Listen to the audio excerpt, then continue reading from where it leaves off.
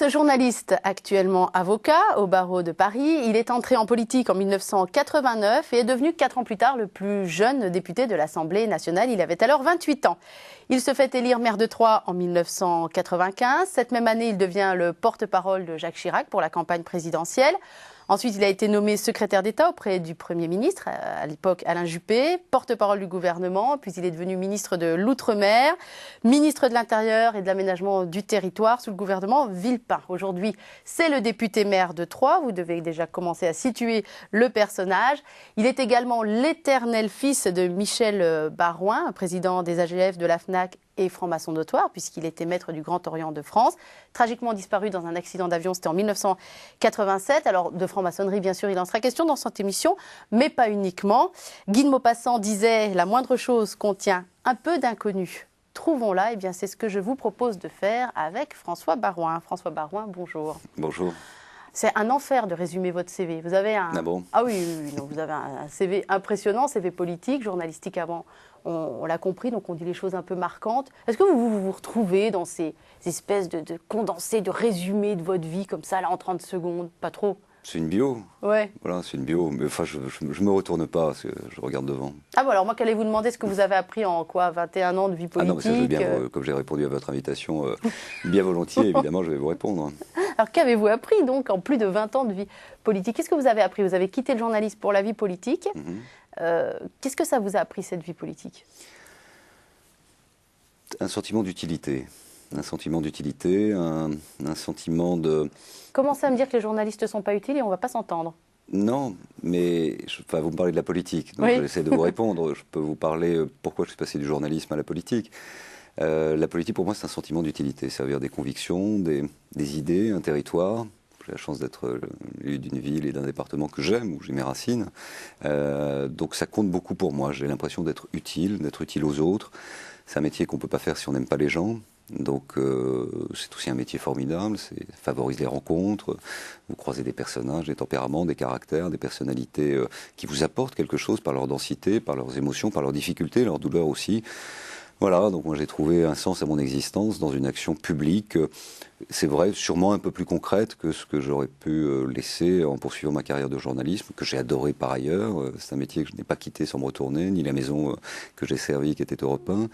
Je n'ai pas oublié qui m'a mis le pied à l'étrier, en l'occurrence Jean-Pierre Elkabbach. Que nous avons eu la joie de recevoir ici l'année dernière. Un personnage d'une densité exceptionnelle, et je n'ai pas oublié ce que m'a apporté ce métier en termes de capacité de synthèse, surtout de curiosité. Le journalisme, ça m'a poussé à m'intéresser au coin de la rue comme au bout du monde. La politique, ça m'a permis d'être utile, peut-être pas au bout du monde, mais un peu plus au coin de la rue. Il y a un journaliste connu qui est venu ici il y a quelque temps, qui s'appelle Bruno Frappa, et qui disait que dans tout journaliste, il y a un autre personnage rentré. Il y a un écrivain rentré, il y a peut-être un justicier, un commissaire de police rentré, il y a un politique rentré, il y a tout un tas de panels. C'est sûrement vrai. Voilà, donc vous, il y avait déjà en germe le politique rentré qui ne demandait qu'à éclore.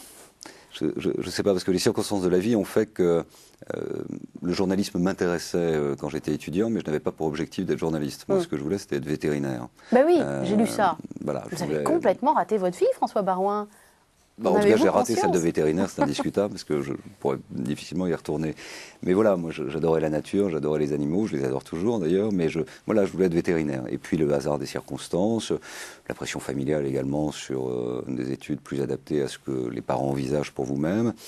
Et puis les circonstances que vous savez font que Elkabbach m'a vu à une émission de télévision, m'a appelé le lendemain, m'a dit « je vous connais pas, mais je voudrais vous voir ». Il m'a bien cassé au départ. Sur le thème, vous faites des phrases, il faut casser tout ça. Mais en revanche, je pense que vous pouvez être un bon journaliste. J'étais très jeune et je trouvais ça formidable. Voilà, il m'a mis le pied à l'étrier, ça m'a plu. Et à un moment, je suis resté quand même 4-5 ans en Europe.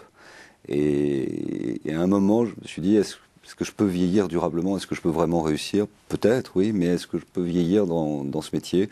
J'avais sûrement un besoin d'un peu plus d'action, un peu plus de traduction concrète, d'action, d'être utile, d'être un peu plus utile, c'est vrai. Alors avant vous avez une petite phrase comme ça, rapide, c'est avec les circonstances que vous savez, on va en parler d'ici 2 minutes, mais je voudrais quand même revenir sur vos études. Vous avez une liste de diplômes assez impressionnante. Dites-moi si elle est juste, ma liste. DESS de défense, oui. DESS de sciences de l'information, oui. De l'Institut supérieur de gestion, oui. et DEA de géopolitique? Oui. J'ai même lu, mais je pense que ça, c'est une intox, c'est happé de charcutier, mais ça ne doit pas être vrai. Oui, alors ça, c'est les erreurs de Wikipédia, c'est pour ça qu'il faut faire Voilà, vraiment c'est gaffe. pour ça Il y a que des gens qui rentrent, qui s'amusent. Qui nous font rire, et évidemment. Soit pour faire rire, soit avec malveillance, et malheureusement, non, je n'ai pas ce diplôme. Non, mais cela dit, vos 2 DESS et votre DEA, c'est impressionnant. Ça sert à quoi tout ça, finalement? Pas grand-chose, si ce n'est que, franchement, moi, j'ai cherché un peu ma voie. Je me suis retrouvé voilà. à faire des études de gestion, parce que mon père, pour dire les choses, préférait que je fasse des prépa HEC. Honnêtement, j'avais plutôt la tête ailleurs. On avait le même père, vous et moi, non? Non, pas vraiment. Non. Oui, je sais pas. Tous Enfin, les en tout cas, pères se ressemblent à ce niveau-là, en tout voilà, cas. c'était un chef d'entreprise rigoureux et peut-être qu'il me sentait pas capable de faire vétérinaire. En prépa, honnêtement, j'ai pas pris la mesure de l'exigence du niveau pour les classes prépa, donc je n'ai pas eu ce que lui aurait voulu que j'aie. Mais voilà, donc j'ai un peu tâtonné et au fond, El Kabbach m'a beaucoup aidé, Europe 1 m'a beaucoup aidé à choisir une voie. Et j'ai poursuivi pendant 1 ou 2 ans en parallèle d'Europe 1 mes études. Donc pendant 2 ans quand même j'ai hésité. Souvent les gens autour de nous sont mieux placés pour savoir ce qu'on peut faire nous. On a peut-être une vision un peu plus... Mais c'est sûr, on se connaît, on n'est pas forcément les mieux placés, les plus objectifs non plus. Alors El Kabbach, vous nous avez dit qu'il vous avait repéré à une émission, c'était pas n'importe quelle émission, c'était Apostrophe, et vous y étiez pour présenter ce livre-là. Si je le montre, ça ne va pas vous dire grand-chose parce qu'il est bleu marine, il n'y a pas de titre dessus, mais c'est La force de l'amour, écrit par votre père, Michel Barouin, qui venait de mourir dans l'accident d'avion que j'ai cité en introduction. On peut difficilement raconter ne serait-ce que même votre carrière sans passer par la succession de drames familiales par lesquels vous êtes passé vous-même. Mais je vous propose même de reprendre depuis tout le début. Petit François, à 6-7 ans, il ressemblait à quoi? Il avait envie de quoi, à part d'être vétérinaire? Il était quel genre d'enfant? Vous étiez quel genre d'enfant? Sûrement un peu superactif ou hyperactif. Passionné de nature. Moi, mon bonheur, c'était d'être dans le parc, regarder les oiseaux. Je pouvais m'arrêter pendant 2 heures sur une colonie de fourmis. D'aller à la pêche? D'aller à la pêche avec mon père. C'était des moments privilégiés. D'aller à la chasse aussi, le dimanche, l'accompagner. Avec le chien, enfin voilà, la nature, le grand air, les oiseaux, les saisons. Vous étiez sage? Je n'étais pas super sage, j'étais un peu turbulent, j'étais hyper actif, j'avais besoin de transpirer, j'avais des épis partout. Enfin bon, voilà, un gosse plutôt sympa, plutôt ludique, et alors vraiment sans aucun souci. Et qui était heureux. Et qui était très heureux. Ouais. C'était quoi l'odeur de votre enfance? C'est quoi l'odeur qui remonte là tout de suite? Celle qui remonte, c'est la Creuse, l'odeur de la rivière de la Creuse. Alors bon, la Creuse. Alors vous nous dites que vous êtes de Champagne. Vous nous parlez, oui, mais sauf que, vous nous parlez de la Creuse. Pourquoi la Creuse? On n'est pas de nulle part, et moi j'ai la chance d'être 2 fois de quelque part, du côté de mon père par son évolution professionnelle de l'Aube, un peu de Bourgogne et de Nevers par les origines du nom, ça doit vous dire quelque chose. Voilà, et, le Morvan. Le Morvan. Et du côté de ma mère, qui est une femme remarquable et merveilleuse, c'est de la Creuse. Et nous avons passé toutes nos vacances en Creuse, et ce sont les plus beaux moments de ma vie, puisque c'était les vacances de gosse, sans soucis, sans responsabilité, sans boulot, avec un père très détendu, une mère également très joyeuse, et aller dans ces petites rivières, ces petits ruisseaux, l'odeur de la mousse, l'odeur singulière de la Creuse, qui est un département peu connu, mais qui n'a jamais bougé. Donc vous retrouvez 10 ans, 15 ans, 20 ans plus tard le même caillou au même endroit, avec la même odeur. Voilà, vous me posez la question, qu'est-ce qui me revient? Je vous dis immédiatement la Creuse et ses ruisseaux. Ça dit, le Morvan n'a pas beaucoup bougé non plus pour le connaître. J'ai moins connu. Mais vous avez moins connu. J'ai moins connu. Ouroux en Morvan, pour ceux qui éventuellement connaîtraient ce tout petit village, voilà, donc ça, c'est vraiment qui est à côté de Dun-les-Places. Ouroux en Morvan, pour situer le lac des Cétons, Dun-les-Places, Ouroux en Morvan. Voilà. Donc un fils de la campagne, on a bien connu, on a bien compris, pardon, avec un papa qui a eu quand même une carrière, ce qu'on appelle vraiment une carrière. Il a d'abord été dans la police, il a une vraie carrière dans la police. Après, il y a eu l'homme d'affaires. Il y a eu l'homme qui, parallèlement, est monté aussi en grade dans la franc-maçonnerie. Ça, je voudrais qu'on en parle un peu plus tard dans l'émission. Vous l'avez beaucoup vu, votre père?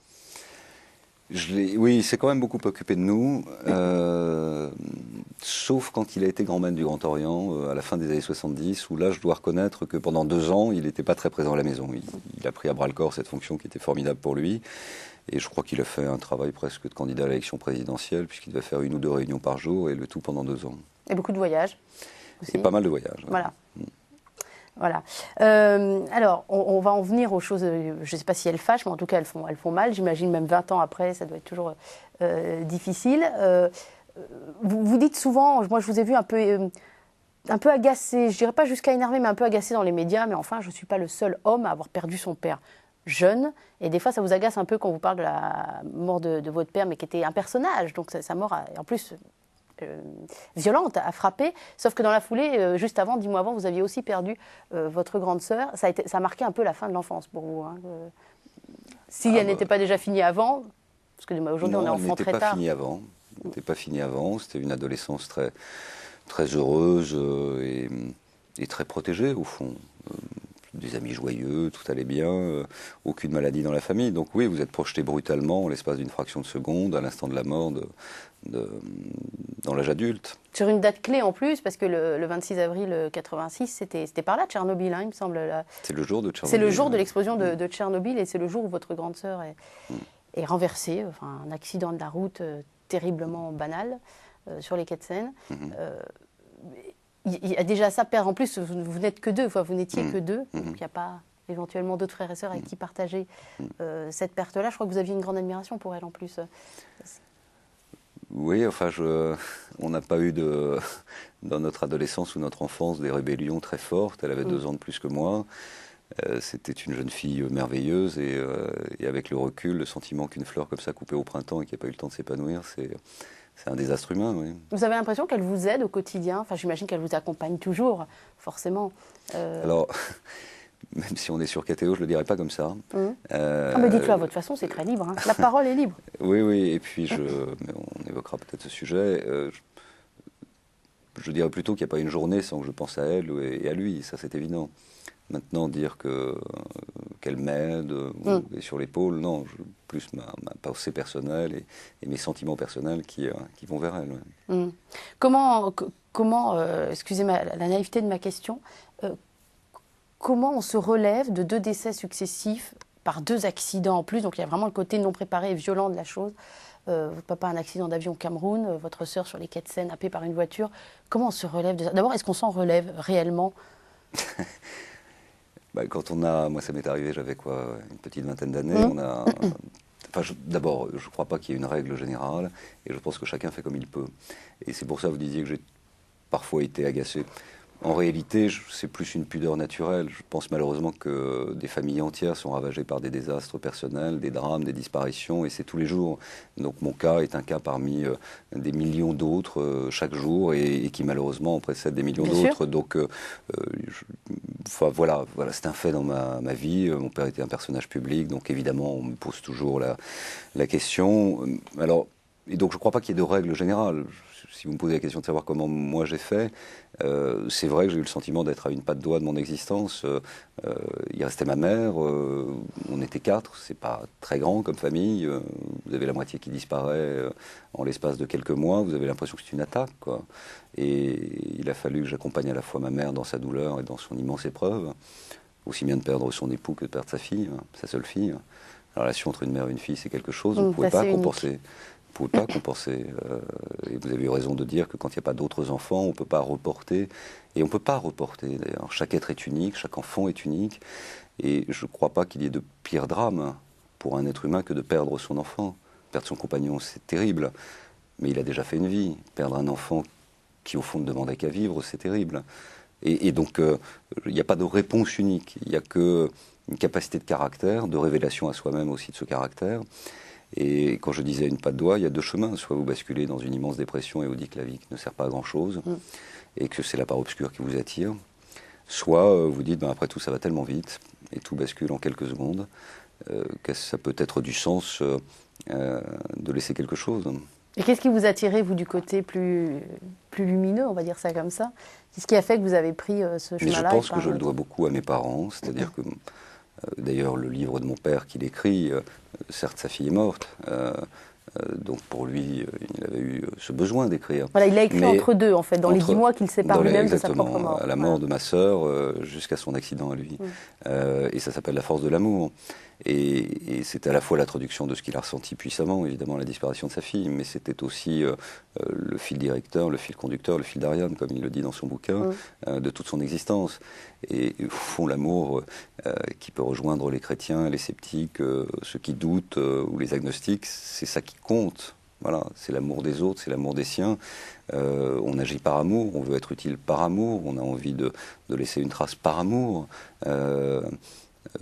Donc les choix personnels, ce serait mentir que de dire que je n'ai pas eu une ambition personnelle, mais sans revanche vis-à-vis de la société.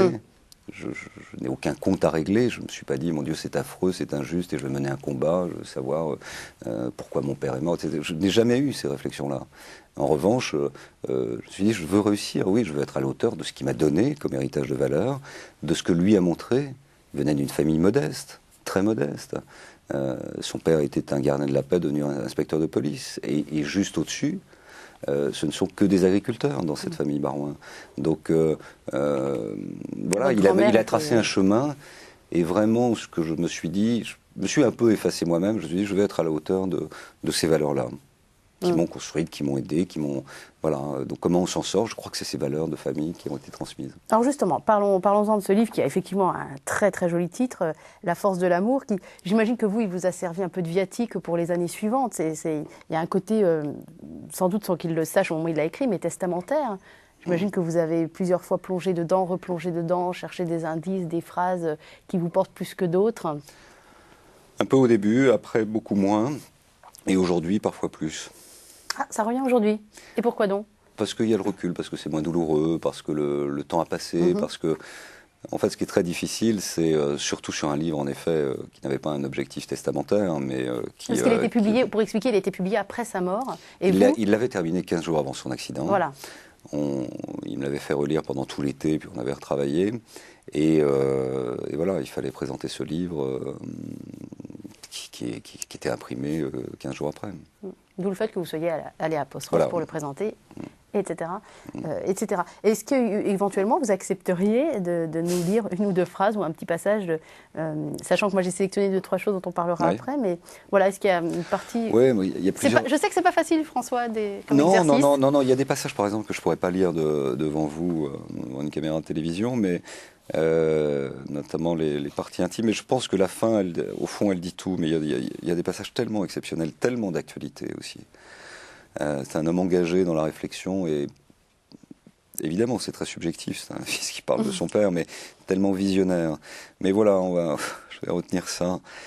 En effet, la joie de vivre contient tout, la pureté, la beauté, la bonté. Elle est l'expression tout à la fois d'une dynamique de l'existence et de la sagesse conquise.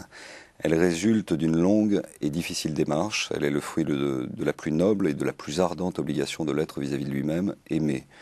Avoir la joie de vivre, c'est aimer ce que l'on fait, c'est aimer ce que l'on a, c'est aimer créer pour soi et pour la collectivité, c'est aimer les autres, c'est aimer la vie. Avoir la joie de vivre, c'est être jeune. Avoir la joie de vivre, c'est avoir la joie d'aimer et en être heureux pour être utile. C'est jouer convenablement son rôle. Avoir la joie de vivre, enfin, c'est offrir sans compter son sourire.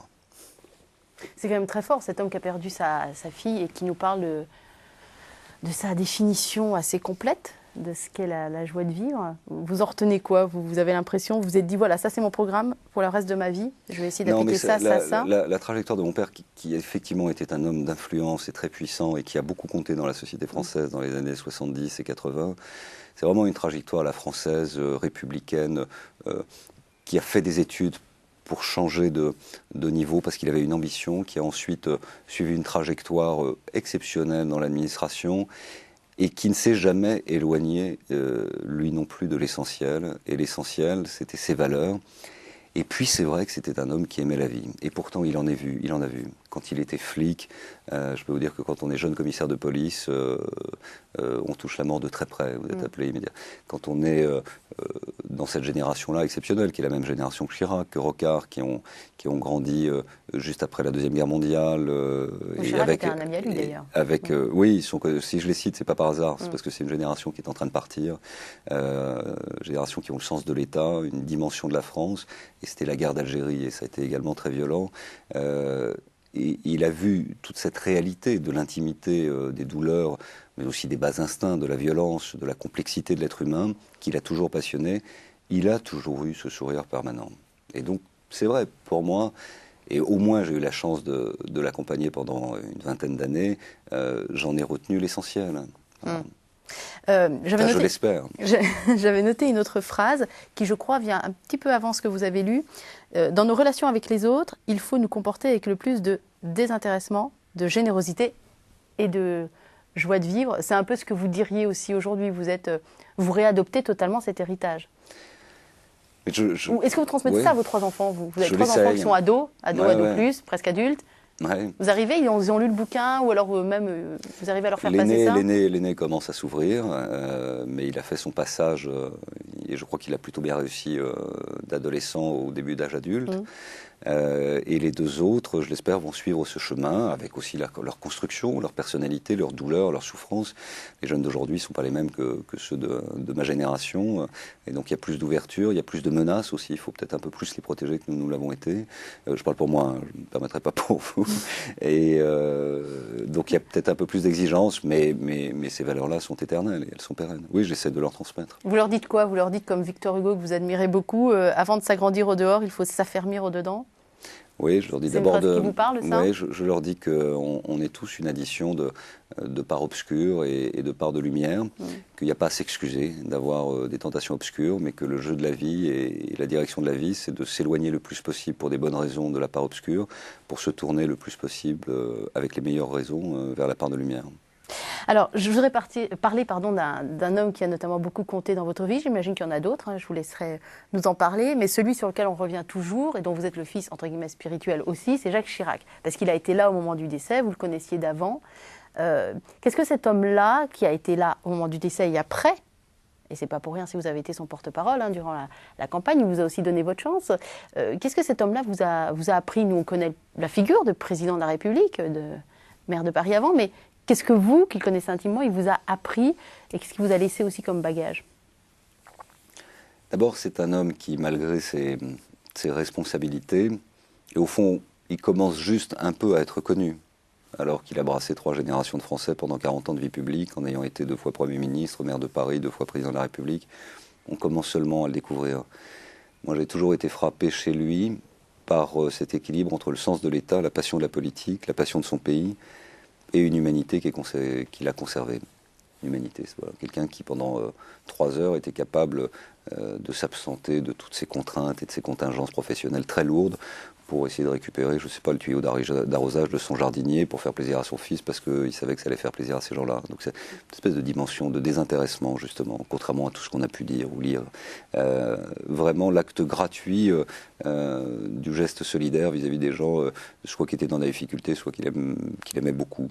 Donc c'est ce qui m'a frappé chez lui, c'est cette humanité. Ensuite, en politique, où je l'ai servi beaucoup, je crois son sens de la France, oui, son sens de l'État, cette exigence de l'État, d'équilibre de la République.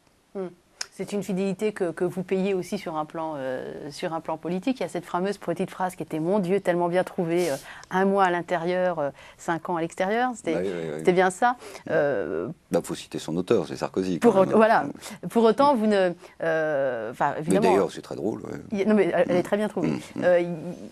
Il y a quand même, voilà, ça vous a aussi cette fidélité, il vous a mis le pied à l'étrier, puis en même temps, aujourd'hui, ça ne vous sert pas beaucoup. Évidemment qu'on ne va pas remettre en cause la fidélité entre 2 hommes pour une carrière, mais quoique, il y a tellement de gens qui le font.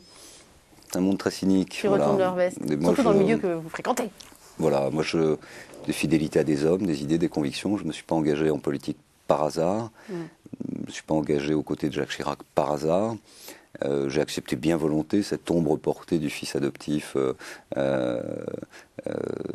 parce que je l'aime beaucoup, j'ai une amitié très sincère, un respect affectueux profond pour lui. Et si j'avais voulu faire une carrière différente sous Sarkozy, j'aurais évidemment fait d'autres choix. Mais ce que Jacques Chirac m'a apporté, la confiance qu'il m'a accordée, les responsabilités qu'il m'a confiées aussi, et puis tout simplement notre amitié, notre estime, font qu'il me paraissait strictement inenvisageable de le laisser comme ça, tout seul, jusqu'à la fin de son mandat. Ça aurait été une trahison pour moi, tout simplement insupportable. Et si ça coûte des responsabilités ministérielles ou autres, quelle importance. Voilà. Moi, je suis toujours heureux de le voir, on se voit tous les 15 jours, toutes les 3 semaines. C'est rythmique, c'est toutes les 3 semaines? Déjeuner avec Jacques Chirac? Oui, déjeuner, ou rendez-vous, ou un petit verre. Enfin voilà, j'ai un bonheur fou à le voir et c'est ça qui compte le plus pour moi. Ça n'aura échappé à personne que vous êtes UMP, mais vous avez rompu finalement avec la tradition familiale, parce que votre grand-père, dans le Morvan, Barthélemy, il était PS, lui, c'était un copain de Mitterrand. C'est une famille de gauche, plutôt. À gauche, à gauche, du côté de votre mère, c'était aussi, votre grand-père était fondateur de FO, de Force ouvrière, donc on a une famille de gauche, plutôt enracinée à gauche, et puis hop, on saute une petite génération, votre père passe par là, et François, lui, il est à droite. C'est une famille c'est une tradition de militants. Oui. Mon grand-père, le père de mon père, était un militant socialiste. Et d'ailleurs, comme ça a été évoqué, Ouron-en-Morvan se trouve être dans le canton de Montsauge, qui avait pour particularité d'avoir comme conseiller général un certain François Mitterrand. Voilà, un jeune stagiaire de la politique qui a plutôt bien réussi après, François Mitterrand. Donc c'est vraiment des terres de gauche très enracinées. Et puis auparavant, je crois qu'ils ont tous été de gauche. Sauf que la génération qui est la mienne, en l'occurrence, a été la première à grandir sous l'exercice du pouvoir de la gauche. Sous l'ère Mitterrand, c'est ça. Sous l'ère Mitterrand. Moi, je suis un enfant de la génération Mitterrand. J'avais 16 ans quand il est arrivé au pouvoir. Donc mes premiers votes étaient sous la présidence Mitterrand. Et j'étais accablé par le cynisme avec lequel j'avais ressenti l'exercice du pouvoir. C'est-à-dire ces idées magnifiques de générosité, de solidarité, de fraternité. Il y a dû y avoir des discussions chez les Barouins. Ça ne devait pas être piqué des verres. Oui, pas plus que ça, parce qu'il était. D'abord, mon père n'était pas engagé. Bon, il avait une passion pour le général. Refusé de Lui, ce qui l'intéressait, c'était le rassemblement des idées, donc le rassemblement des hommes, quel que soit leur encartement. Il avait une passion pour, je vous ai coupé, pour le général de Gaulle. Pour le général de Gaulle, d'accord. Et Chirac, pour moi, évidemment, tout ça est une fois encore très subjectif et à prendre aussi avec les postures et puis les positionnements et les engagements qui sont les miens. Mais Chirac est un homme qui avait cette capacité de rassemblement.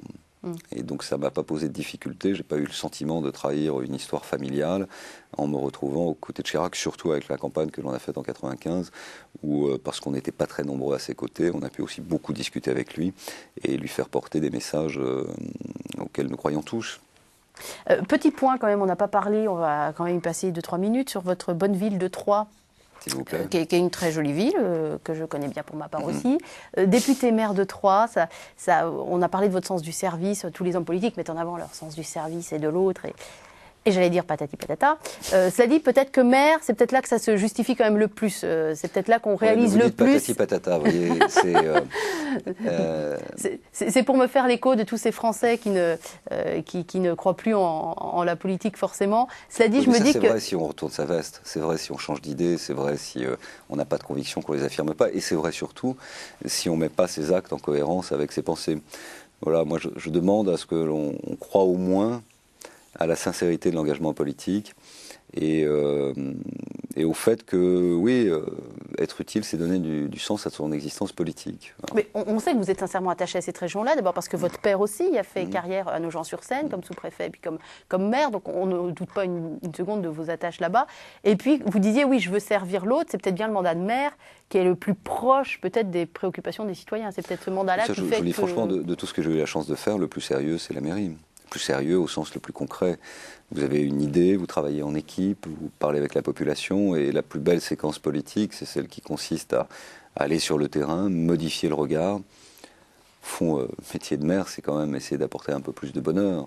C'est arrivé parfois de dire que l'idée c'était de changer les places, de mettre des bancs au pied des églises et puis d'offrir ces regards aux amoureux pour que leur quotidien soit un peu supérieur. Voilà, notre boulot de maire, c'est d'améliorer le quotidien. C'est-à-dire que les gens qui sortent de chez eux soient un petit peu plus heureux après notre passage qu'avant.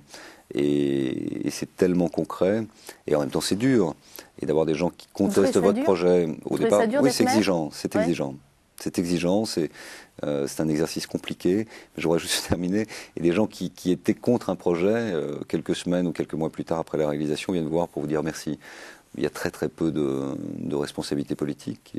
Et puis c'est peut-être la seule où on peut être un peu aimé. Politique, le jeu, c'est d'être préféré. Être aimé, c'est vraiment un rêve inaccessible. Maire, vous pouvez peut-être à la fin de plusieurs mandats être un peu aimé. À mon avis, vous êtes trompé de carrière. Il faut être acteur si vous voulez qu'on vous aime. Non, ou chanteur, ou rocker, que sais-je. Je ne cherche pas à être aimé, c'est un point asymptote, on tend vers, mais ce qu'on veut, c'est quand on est sincère dans son action, qu'il y ait une majorité de personnes qui trouvent que ce que vous avez proposé est bien. Je vous taquinais. On va parler, on l'a annoncé, je voudrais qu'on parle un peu de franc-maçonnerie. Donc, vous vous doutez bien que vous êtes à KTO, donc la franc-maçonnerie, vous êtes sans doute bien au courant que le Vatican exclut de la communion, excommunie ceux qui sont francs-maçons. Il y a quand même des incompatibilités de base entre la franc-maçonnerie et ce que prône la religion catholique, entre autres. Votre papa, il en parle quand même beaucoup de la franc-maçonnerie, de l'humanisme. Il a ce mot-là à la bouche d'ailleurs, l'humanisme. Et qu'est-ce que vous en avez gardé? Est-ce qu'il y a un enseignement? Forcément, on n'est pas franc-maçon tout seul, on est aussi franc-maçon à la maison. Qu'est-ce que vous en avez gardé, vous, de ça? Est-ce que vous adhérez? Est-ce que vous adhérez pas? Parce que vous avez été baptisé, vous avez reçu une éducation catholique. Bien Donc, sûr. vous faites comment le gros Mais très simplement. syncrétisme de tout ça? Très simplement, bon, c'était un vrai franc-maçon. C'est un homme qui s'est engagé dans la réflexion philosophique, c'est-à-dire qu'il a sûrement considéré à un moment que c'était très difficile uniquement de suivre une trajectoire professionnelle, une carrière professionnelle, des responsabilités professionnelles, sans s'arrêter régulièrement sur le pourquoi, comment, jusqu'où de la place de l'homme dans la société. Et il a trouvé certainement, on n'en a pas suffisamment parlé, peut-être parce qu'on n'a pas eu assez le temps, et puis parce que je n'étais pas non plus suffisamment construit pour lui poser peut-être les bonnes questions, mais il a trouvé certainement dans cette recherche philosophique, cette quête de la sagesse, un complément très utile à son équilibre personnel. Il a ensuite essayé d'appliquer concrètement, parce que c'est un homme cohérent, sa réflexion philosophique à l'organisation des entreprises qu'il avait sous sa responsabilité. Vous pensez à la GMF et à la FNAC? Je pense à la GMF et à la FNAC. Il se trouve que dans l'économie sociale, c'est assez cohérent, et la FNAC faisait partie aussi du giron de l'économie sociale historiquement. Donc il y avait aussi une vraie capacité d'adaptation entre l'organisation philosophique de pensée, la place de l'homme dans la société, et puis le principe des mutuelles, des associations, l'économie sociale, qui est un homme, une voix. Et donc c'est pas l'actionnariat traditionnel, c'est bon. Donc c'était très cohérent, et c'est un parcours qui est très cohérent et qui est très structuré. Maintenant, sur le choix de l'engagement philosophique, il a voulu laisser le soin à ses enfants d'avoir la chance, ou pas, de croire. Je ne suis pas capable de dire quelle a été son évolution religieuse, de pensée, de croyance, de ferveur, d'espérance ou de doute. Des doutes, il en avait, un scepticisme, il en avait. Mais il n'a pas voulu imposer cela à ses enfants. Ce qui fait que nous avons eu, c'est vrai, une éducation catholique. Moi, j'ai été à Stan pendant plus de 10 ans. Alors Stan, ça c'est du vocabulaire de Parisien. Collège Stanislas, c'est comme une institution à Paris. Pensez à nos téléspectateurs qui sont en région, François Baroin. Donc, le collège Stanislas, qui est un très bon collège catholique, donc on avait des messes toutes les semaines, et un élément de pratique, de réflexion.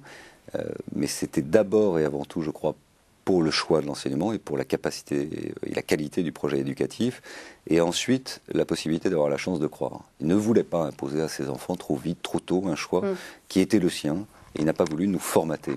Et le fait qu'il n'ait pas voulu nous formater nous a permis de faire aussi notre chemin philosophique. Et alors ? Et alors quoi? Et alors, aujourd'hui, vous en êtes où? Est-ce que, excusez-moi de vous poser la question directement comme ça, est-ce que vous croyez en Dieu? Je ne crois pas en Dieu. Ou pas? Non, vous avez lâché à ce niveau-là. D'accord. Oui, j'ai lâché à la fin de cette scolarité, peut-être parce que je me suis investi dans d'autres réflexions. Je ne suis pas franc-maçon non plus, parce qu'on m'a déjà et très souvent posé la question. On vous a souvent posé la question, et vous avez rompu avec une certaine tradition familiale, en tout cas. Oui, bon, mais je ne peux pas dire que ce soit définitif, d'ailleurs, hein, ni dans un sens ni dans l'autre. Mais si je crois en l'amour des autres, j'ai aussi ma forme de croyance qui peut répondre à des aspirations de certains et qui trouve dans la religion, dans la pratique religieuse, ce sens-là. Si je crois en une forme d'humanisme, oui, appliquée au quotidien, la politique c'est aussi une forme d'humanisme. Je disais qu'on ne peut pas faire ce métier si on n'aime pas les gens, donc c'est une forme d'humanisme, c'est un engagement philosophique. Maintenant, si on se retrouve dans 10 ans ou dans 15 ans, est-ce que j'aurai le même chemin, la même évolution? Je ne suis pas fini, personne n'est fini, et tout ça c'est une construction. Mais à l'heure où on se rencontre aujourd'hui, à près de 45 ans, mes doutes, mes scepticismes, mes interrogations, mes peurs peut-être aussi l'ont emporté, peut-être aussi par l'expérience de la vie. Est-ce que justement le fait de perdre votre sœur aînée et votre papa, c'est à ce moment-là que vous avez cessé de croire? Sûrement. Non, d'ailleurs, je ne peux pas dire que j'étais dans une croyance. Ce serait injuste et indigne vis-à-vis justement des vrais croyants qui s'engagent et qui ont une vraie réflexion. Moi, je n'avais pas suffisamment réfléchi. Je me suis fait un peu imposer un modèle dans ce cadre éducatif, mais qui m'a par ailleurs beaucoup apporté. Je suis très reconnaissant à cette éducation, à ce cadre, mais Mais je dois dire, oui, bien sûr, qu'il y a une forme d'incompréhension de regarder une jeune fille partir comme ça sans raison. Et j'ai eu certainement un phénomène de rejet que je n'ai pas aujourd'hui encore terminé de purger. Alors, on n'est pas là du tout pour faire le procès de la franc-maçonnerie, ni pour faire son hagiographie d'ailleurs. Il y a eu quand même quelque chose de très particulier à la mort de votre sœur, c'est que les journalistes un peu cyniques notent Michel Baroin a eu une sorte d'élan de mysticisme et s'est tourné vers la religion catholique. Il y a eu 10 mois de transition qui séparent les deux disparitions, où votre père, effectivement, s'est tourné quand même vers la religion catholique d'une certaine manière. Ce qui lui a pas valu que des amis. Il y a eu même une polémique nationale sur le fait qu'on enterre un grand maître dans une église. Il a été enterré à Paris à Saint-François-de-Sales. Et je dois, à la vérité, de dire devant vous que ça a été un élément supplémentaire qui m'a beaucoup heurté comme jeune homme qui venait de perdre son père. Que la hiérarchie catholique refuse qu'on enterre religieusement un grand maître du Grand Orient. Il a fallu quelques écrits d'hommes remarquables, parce qu'il y a des hommes remarquables qui sont notamment dans la recherche de l'œcuménisme. Et le pire, c'est le sectarisme, ou la position de la ligne. Et je crois que là-dessus, l'Église catholique, comme d'ailleurs toutes les autres églises reconnues comme telles, ou les sociétés philosophiques, doivent se garder de tout sectarisme.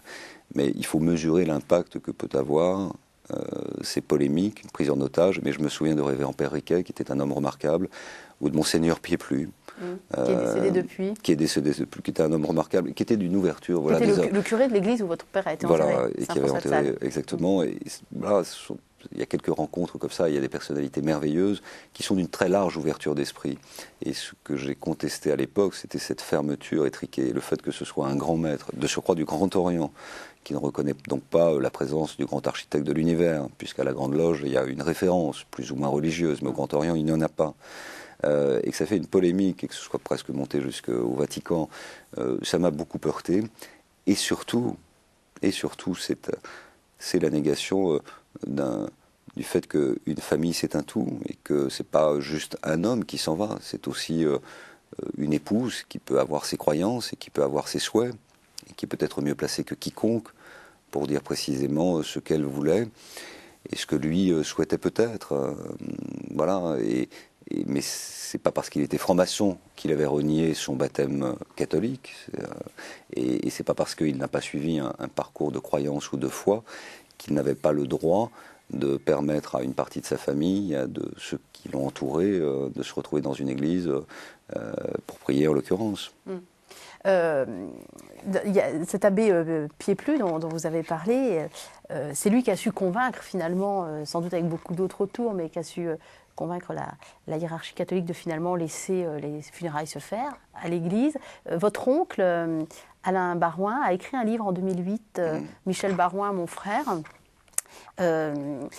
où il relate dans ce livre notamment l'homélie. Il y a toute l'homélie de l'abbé Pieplu. Elle est fantastique, cette homélie. J'en ai retiré qu'une phrase parce que voilà, on ne peut pas refaire l'homélie pendant 20 minutes.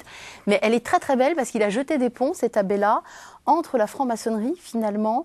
Il n'a pas cherché à voir ce qui divisait la franc-maçonnerie et le catholicisme parce qu'il y a presque trop de choses. Il a juste cherché les ponts, il y avait les correspondances et pourquoi, selon lui, il était justifié finalement que cet homme, dans son cercueil, soit là dans cette église à Saint-François-de-Sales. Il a dit, je ne sais pas si vous vous en souvenez, parce que j'imagine qu'à cette époque-là, vous deviez être un peu submergé par l'émotion. Il disait, voilà, on a beaucoup parlé, tous les deux, quand sa fille est morte, on a beaucoup parlé, etc. Ce qui me frappait, c'est le grand sens de l'homme qui le caractérisait, la grandeur de l'homme, à défaut de celle de Dieu. Et lui, il a relié ça à des paroles qu'avait eues Jean-Paul II au début de son pontificat. Jean-Paul II avait dit, dans une lettre, « La route de l'Église, c'est l'homme ». Comme quoi, cet abbé Pieplu a réussi à faire des ponts, c'est quand même... Mais c'était un type exceptionnel. Un beau signe.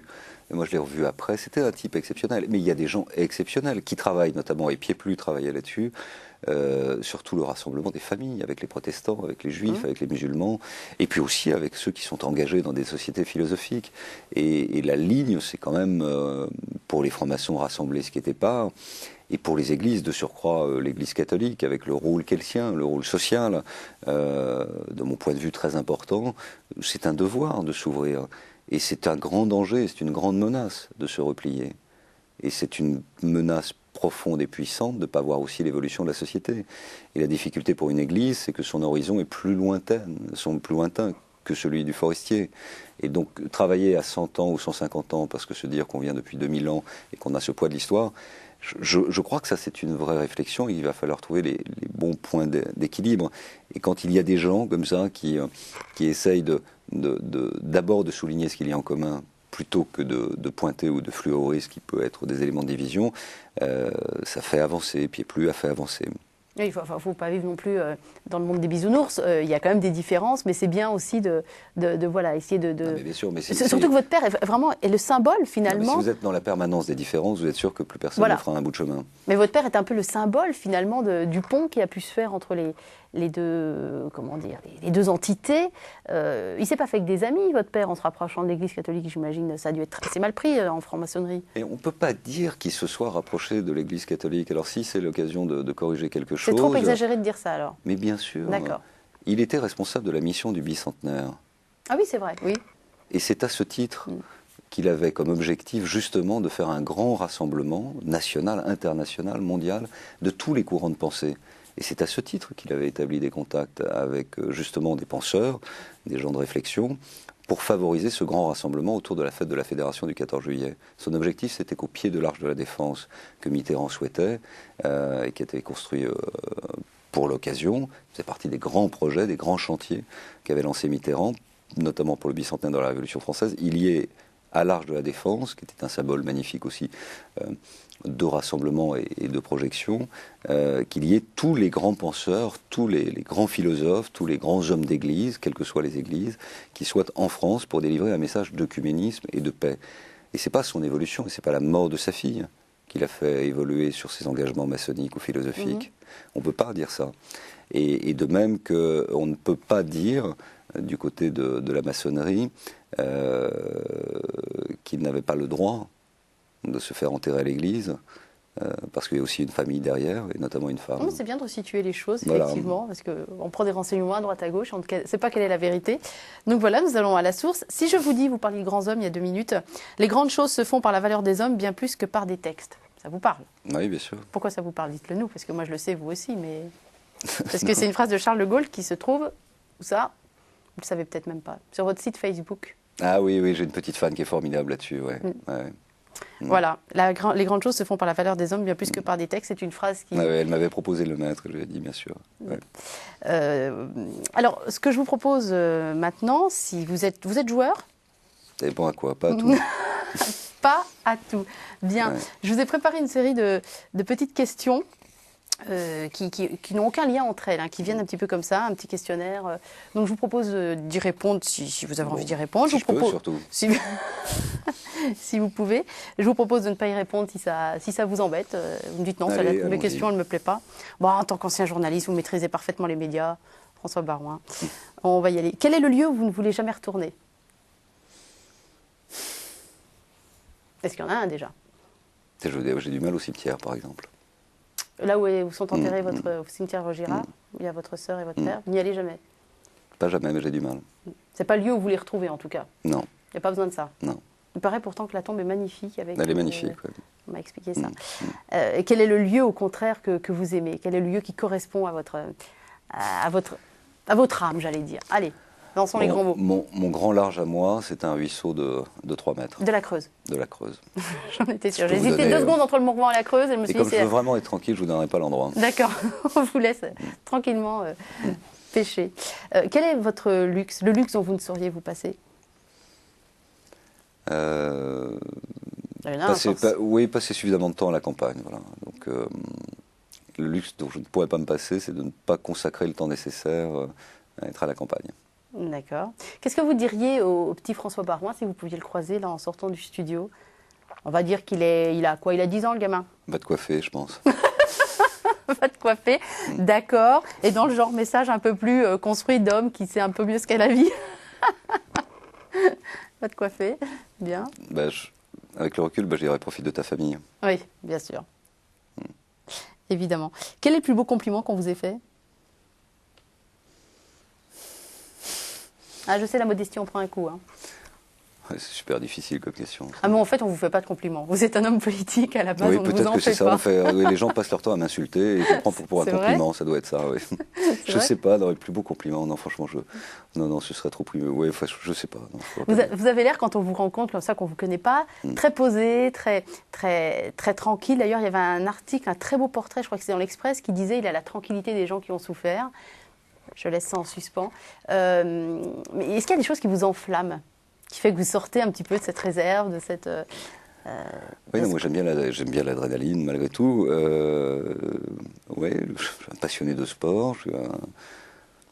Le sport, non, moi j'adore les émotions, mais plutôt, si vous voulez, plutôt comme un peu un pur sang, c'est-à-dire c'est un effort à souffle court. J'ai du mal à inscrire dans la durée des ressentis particuliers. Ouais. Mais ce qui m'enflamme, je crois quand même au fond que c'est... Enfin, ce qui m'apaise, ce qui me fait le plus de bien, donc, dans ma définition de l'homme relativement calme que vous avez bien voulu développer, c'est quand même, je pense, voir mes enfants heureux, quoi. Vous vous êtes donné une devise, une ligne de conduite, que ce soit pour votre vie privée, votre vie professionnelle? Ouais, alors c'est pas moi qui me suis donné, mais c'est l'un des derniers mots que j'ai gardé, que m'avait écrit mon père, c'est « Trace ton sillon, garde ton grain pur et le blé lèvera ». Alors, attendez, plus lentement. Trace ton sillon, garde ton grain pur et le blé lèvera. C'est très joli, ça. On revient au passé paysan et terrien. Oui, je pense que ça venait de ça aussi, de ses racines. Et alors, le grain, alors ça, c'est très catho, ça, l'histoire du grain qui lève, du grain de s'élever, etc. Pas uniquement. Pas seulement, ouais. Chacun ses références. Il en est où, là, le grain? La graine, elle a poussé, elle a germé, vous en êtes où, là, sur cette... Bon, avec l'allongement de la durée de vie à 45 ans, on peut dire que c'est encore du blé en herbe. Il y a encore, c'est joli, encore toute une vie à parcourir. J'espère, oui. Qu'est-ce que vous feriez d'une année sabbatique? Ça veut dire interdiction de faire de la politique, Ouais. interdiction d'être avocat au barreau de Paris, interdiction de reprendre le journalisme. D'accord. Sabbatique, une année offerte, vous en feriez quoi? Oh, je crois que je ferais vraiment printemps-été en Creuse, pour profiter de ces moments que j'ai du mal à avoir. Et été-hiver, un peu là, je crois que je profiterais vraiment des saisons. Je crois que je profiterais des saisons. Ah, vous n'iriez pas voyager, barouder? Vous avez peut-être déjà beaucoup trop voyagé. Mais non, en réalité, je n'ai fait que voyager au ministère de l'Outre-mer, mais C'est vrai. Enfin, comme vous le savez, je déteste l'avion. Je déteste l'avion, et je déteste l'avion avant l'accident de mon père. Donc, pour moi, c'est une souffrance. Voilà, ça m'angoisse avant. Pendant 24 heures avant le vol, je suis pas bien. Il me faut 48 heures pour m'en remettre. Et sur des voyages de 4-5 jours, c'est pas des super bons moments. Donc il faut que ce soit des durées. Alors peut-être que je pourrais concéder à l'idée de voyager pendant cette année sabbatique. 2 secondes, votre tête, lorsqu'on vous a annoncé ministre de l'Outre-mer, est-ce que la première chose à laquelle vous avez pensé, c'est l'avion? Bon, je crois qu'on peut le dire. Alors il n'y a pas de prescription, et puis ça ne révèle pas des secrets d'État, et on n'est pas dans la prescription centenaire. Mais je ne devais pas être à l'origine au ministère de l'Outre-mer. Je devais être à l'Éducation nationale. Et ensuite, pour des raisons... C'est pas exactement la même chose. Hein. C'est pas tout à fait la même chose. Et comme souvent, il y a un bonneteau au dernier moment, où suis-je, qui suis-je, etc. Et j'ai eu la possibilité entre l'environnement et l'outre-mer. Et j'ai dit mon premier réflexe, parce que immédiatement outre-mer, voyage, avion pas possible, j'ai dit environnement. Et le président Chirac m'a convaincu que l'outre-mer, pour lui, dans son intérêt à lui, et pour moi, dans ma formation d'État, était supérieur. Et donc j'ai accepté. J'ai adoré ce ministère, j'ai adoré les gens là-bas. C'est un ministère très politique, très État, très responsabilité d'État, mais aussi très très humain. Et c'est un ministère magnifique qui m'a aussi beaucoup construit, mais qui m'a fait beaucoup prendre l'avion. Quand on est un homme politique, on est souvent interviewé, quel que soit le style d'émission. Souvent quand même plus politique. Rarement dans ce cadre-là. Hein. Rarement dans ce cadre-là, nous sommes et bien je vous en d'accord. félicite. Mais est-ce qu'il y a une question qu'on vous a jamais posée et vous dites bon sang, mais il n'y en a pas un qui va me la poser, alors que vous aimeriez apporter la réponse à cette question? Est-ce qu'il y a une question, voilà, que vous aimeriez qu'on vous pose? Profitez-en, parce que je me propose ça. Mais je ne peux pas dire que les questions que vous me posez, je les aime. Mais j'ai accepté vraiment volontiers cette émission parce que je la trouve suffisamment originale. Et dans ce cadre-là, ça permet de s'arrêter un temps, de dire les choses une bonne fois pour toutes et de ne plus tourner la page. Donc il y a un certain nombre de questions que vous avez posées qu'on ne m'a jamais posées. D'accord, mais il n'y en a pas une spécifiquement à laquelle vous aimeriez apporter une réponse? Non, je trouverais plus intéressant, en tout cas plus juste de dire quelles sont les questions dont vous avez ras-le-bol. Donc il y en a aussi un certain nombre que vous m'avez posées. Je le sais, mais c'est l'exercice obligé, voilà. Vous le saviez ça aussi Voilà. avant de... Celle que j'aurais jamais dû poser, dites-le moi, comme ça je le saurai pour la prochaine fois. Non, mais tous les poncifs sur le thème le fils adoptif de Chirac, etc. Bien sûr. Voilà, bon. On est obligé de resituer à chaque fois le personnage. J'assume tout en bloc, mais les questions qui permettent de mieux comprendre aussi, parce que cette vie politique, c'est vraiment l'intimité d'un poisson rouge dans un bocal. Et vous avez aujourd'hui des gens qui développent sur Internet des informations, les blogs. Moi, je me méfie. Je trouve qu'il y a beaucoup de violence, il y a beaucoup de venin, il y a beaucoup de menaces. C'est extraordinairement dangereux pour notre jeunesse comme pour nous tous. Et donc, c'est très difficile d'être l'otage, au fond, solitaire et muet de quelque chose qui vous correspond et qui n'a rien à voir avec vous. C'est pour ça que dire des choses une fois pour toutes, de manière carrée, ça évitera à d'autres de raconter n'importe quoi, n'importe comment et dans n'importe quelle circonstance. Il nous reste une minute, François Baroin, avant que l'émission se termine. Cette minute, je voudrais vous la laisser pour vous exprimer des vœux. Vous nous avez dit que vous aviez 45 ans. On va imaginer qu'il vous reste à peu près autant à vivre. Comment vous la voyez, cette suite de vie? Qu'est-ce que vous aimeriez voir se réaliser quand vous reviendrez dans cette émission dans 45 ans? Moi, j'en aurai 35. Voilà. Qu'est-ce que vous aimeriez avoir réalisé pour la fin de votre vie? À peine 35, oui. Ouais. Moi, quand on est père de famille, le plus important, c'est de voir ses enfants heureux. Donc, si je peux revenir dans 45 ans ici, en me retournant et en sachant mes enfants heureux, avec leurs enfants heureux, je me dis vraiment que j'aurais réussi ma vie. Très bien, on vous le souhaite. 30 petits-enfants. Voilà, oui, très bien. 50 arrière-petits-enfants, on vous souhaite tout ça. S'arrêter Mais pourquoi s'arrêter? Mais parfaitement. Merci, puis merci d'avoir joué le jeu, malgré des questions agaçantes et ressassées, Merci à vous, refoncées. merci pour votre invitation.